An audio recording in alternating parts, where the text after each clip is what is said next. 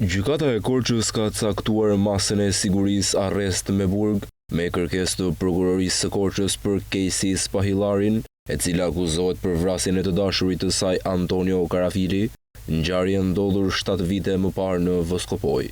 Edhe pse ngjarja u regjistrua dhe hetua si vetvrasje, pasi 18-vjeçari Antonio Karafili u gjeti varur me çarçaf në një pemë në periferi të fshatit Voskopoj, prokuroria vijoi hetimin duke mbledhur prova dhe vlerësuar indicjet të cilat implikonin në ngjarje të dashurin e Antonios, Casey Spahillari dhe të riun tjetër Recep Vathi.